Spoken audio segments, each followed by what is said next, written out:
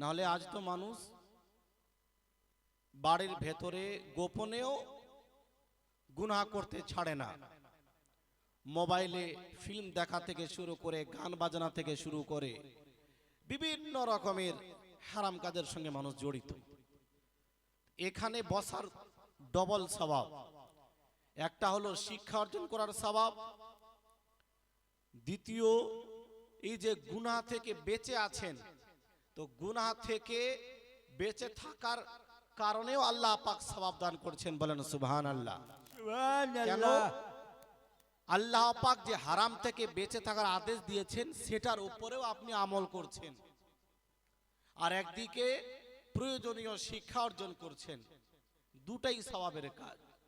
পাশাপাশি সারা রাত জেগে যদি কোনো ব্যক্তি ইবাদত করে, আপনার একজন বন্ধু সারা রাত জেগে নফল নামাজ আদায় করছে, আর আপনি কিছুক্ষণ ধর্মের শিক্ষা অর্জন করছেন, সেটা বই পড়ে হোক বা কোনো আলিমের বক্তব্য শুনে হোক, সওয়াব কে বেশি পাবে?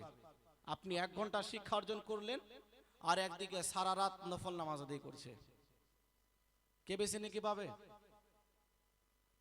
যে 1 ঘন্টা শিক্ষা অর্জন করলো সে। কেন?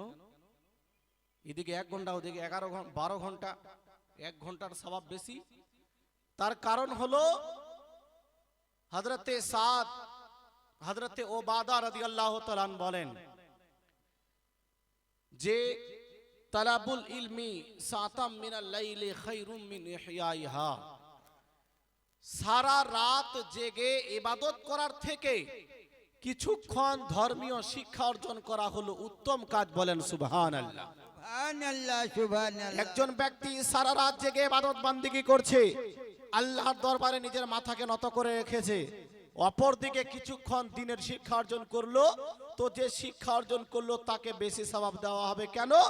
সে শিক্ষা অর্জন করলো, এটা হলো ফরজ, আর সে নামাজ আদায় করছে, এটা হলো নফল, আর ফরজের উপরে যে ব্যক্তি আমল করে তাকে বেশি সওয়াব দেওয়া হয়। এজন্যই 1 ঘন্টার সওয়াব বেশি।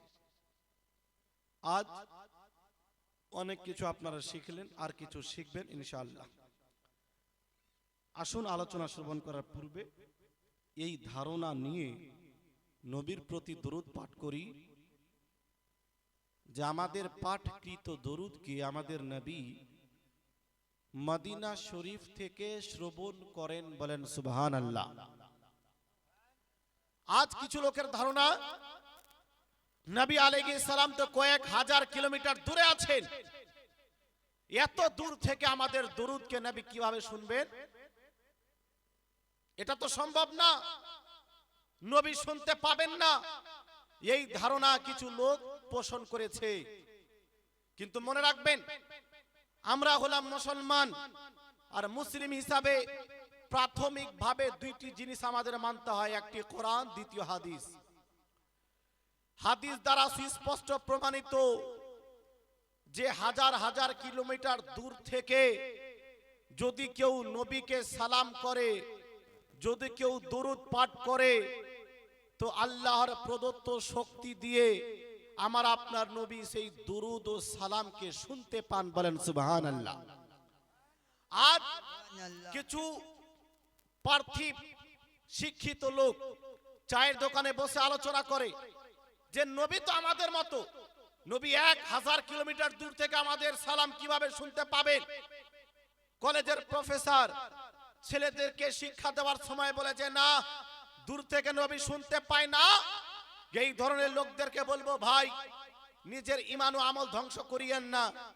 আপনি যদি নিজেকে মুসলিম বলে দাবি করেন তো আপনাকে হাদিস মানতেই হবে। আজ আপনি চায়ের দোকানে, কলেজে, আর ইউনিভার্সিটিতে, আর স্কুলে বিভিন্ন জায়গাতে বিষয় নিয়ে আলোচনা করছেন যে নবী দূর থেকে শুনতে পায় কিনা আমাদের দরুদ ও সালামকে। এই প্রশ্নটি প্রায় 1500 বছর আগে সাহাবায়ে কেরাম রাসূল করিমকে করেছিলেন। দালাইলুল খেরাত 207 নম্বর পেজ উঠান।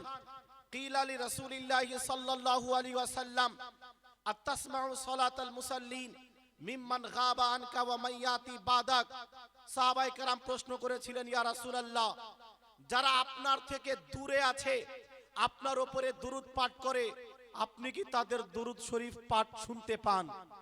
দ্বিতীয় প্রশ্ন, ইয়া রাসূলুল্লাহ, আপনি তো সারা জীবন দুনিয়ায় থাকবেন না, বাহ্যিক রূপে বিদায় তো নিয়ে যাবেন, তো আপনার বিদায় নেওয়ার পরে কিয়ামত পর্যন্ত লাখো কোটি মুসলিম এই পৃথিবীতে আসবে, আপনার উম্মতি আসবে, তারা আপনার প্রতি দুরূদ পাঠ করবে, ইয়া রাসূলুল্লাহ, তাদের দুরূদ কি আপনি শুনতে পাবেন?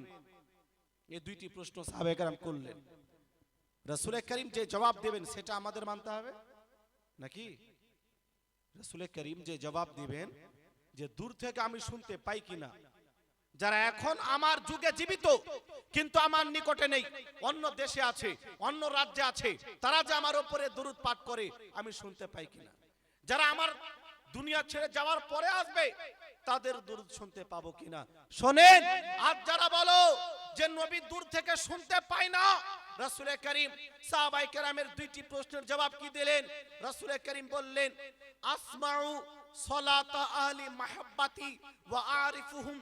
হে আমার সাহাবা, তোমরা আমাকে জিজ্ঞেস করছো যে দূর থেকে আমার উপরে দুরূদ পাঠ করে আমি তার দুরূদকে শুনি কিনা, যে আমার দুনিয়া ছেড়ে যাওয়ার পরে এই পৃথিবীতে আসবে আমার উপরে দুরূদ পাঠ করবে, তার দুরূদ আমি শুনতে পাবো কিনা। তো শোনো, মহান আল্লাহ পাক আমাকে এত শক্তি দান করেছেন, বিশ্বের যে কোনো জায়গা থেকে হোক না কেন, যদি আমার ভালোবাসা নিয়ে, আমার প্রেম প্রীতি নিয়ে কেউ আমার উপরে দরুদ পাঠ করে, তো আমি তার দরুদকে শুনতেও পাই এবং তাকে চিনতেও পারি যে আমার কোন উম্মতি, তার নাম কি, তার বাপের নাম কি, কোথা থেকে আমার উপরে দরুদ পাঠ করলো, বলেন সুবহানাল্লাহ। সুবহানাল্লাহ, নারায়ে তাকবীর, নারায়ে তাকবীর, নারায়ে রিসালাত, ये मसला की आला हजरत। রাসূল করিম বলে দিলেন, সে আমার যুগে হোক অথবা আমার দুনিয়া ছেড়ে যাওয়ার পরে হোক, দুনিয়ার যে কোনো প্রান্ত থেকে হোক না কেন, যখনই আমার ভালোবাসা তার অন্তরে থাকবে আর আমার প্রতি দুরূদ পাঠ করবে, তো মহান আল্লাহ পাক আমাকে এত শক্তি দান করেছেন আমি তার দুরূদকে শুনতে পাই। রাসূল করিম আমাদের বলে দিলেন, হে আমার উম্মতিরা শোনো, তোমরা আমাকে তোমাদের মতো মানুষ মনে করিও না, তোমাদেরকে যদি 1 কিলোমিটার দূর থেকে সালাম করা হয় তাহলে তোমরা শুনতে পাবে না, কিন্তু আমাকে আল্লাহ পাক এত শক্তি দান করেছেন, যদি লাখো কিলোমিটার দূর থেকে কেউ আমার ভালোবাসা নিয়ে আমার উপরে দুরূদ পাঠ করে আমি তার দুরূদকে শুনতেও পাই এবং তাকে চিনতে পারি যে কে আমার উপরে দুরূদ পাঠ করলো, বলেন সুবহানাল্লাহ। তো আজ যদি কোনো ডাক্তার বলে যে নবী দূর থেকে শুনতে পায় না, তার মানে সে নবীর হাদিসকে মানে না, নবীর পাওয়ারকে মানে না, নবীর ক্ষমতাকে মানে না, তার কথা মানা চলবে না। যদি কোনো মাস্টার বলে যে নবী দূর থেকে শুনতে পায় না, তার কথা গ্রহণযোগ্য হবে না। যদি কোনো শায়েখ বলে যে নবী দূর থেকে শুনতে পায় না, এই রকম শায়েখের কথা শোনা যাবে না। যদি কোনো নামদারি মাওলানা বলে যে দূর থেকে নবী শুনতে পায় না, তার কথা গ্রহণযোগ্য হবে না। তার কারণ হলো বিশ্বের সমস্ত মানুষ যদি একদিকে থাকে আর তারা সবাই যদি আমার রাসূলের বিরুদ্ধে গিয়ে কথা বলে, আমার রাসূলের কথাকেই মানতে হবে, দুনিয়ার সমস্ত মানুষের কথা আপনার ছুঁড়ে ফেলে দিতে হবে। সুবহানাল্লাহ। আজ এরা বলে যে না আমরা হাদিস মানি, তো হাদিস মানো তো তোমাদের তো এটা মানতে হতো যে নবী দূর থেকে শুনতে পায়, কিন্তু এরা বলে যে না শুনতে পায় না। নিজের ধারণাকে সঠিক করেন, নিজের ধারণা সঠিক করেন, ঝামেলার কোনো প্রয়োজন নাই। নবী পাক প্রত্যেকটি বিষয়ের সমাধান আমাদের ডাইরেক্ট অথবা ইনডাইরেক্ট ভাবে দিয়েই দিয়েছেন, আমাদের করণীয় সেটা মেনে নেওয়ার। আসুন একবার দুরূদ শরীফ পাঠ করি, তারপরে বক্তব্য দেখি। আল্লাহুম্মা সাল্লি আলা সাইয়্যিদিনা মাওলানা মুহাম্মদ আলা আলি সাইয়্যিদিনা আলা আলি সাইয়্যিদিনা মাওলানা মুহাম্মদ সাল্লাল্লাহু আলাইহি ওয়াসাল্লাম। আলোচনা তো সংক্ষিপ্ত আকারই হবে কিন্তু খুব গুরুত্বপূর্ণ বিষয়। আমার অভ্যাস অনুযায়ী বক্তব্যের পরে বেশিরভাগ জালসাতে প্রশ্নোত্তরের পর্ব হয়, কিছু প্রশ্ন থাকে ওগুলোর জবাব দিতে হয়। আর যদি কোনো জায়গাতে প্রশ্ন না করে তো আমি প্রয়োজন মতো যেগুলো দেখি যে এগুলোর প্রয়োজন আছে নিজের তরফ থেকে প্রশ্ন তৈরি করে জবাব দিয়ে দিই। এটা তো চাষবাসের এরিয়া, ফসল টসল হয়। হ্যাঁ, আপনাদের দিকে জমি বন্ধকের সিস্টেম তো থাকবে।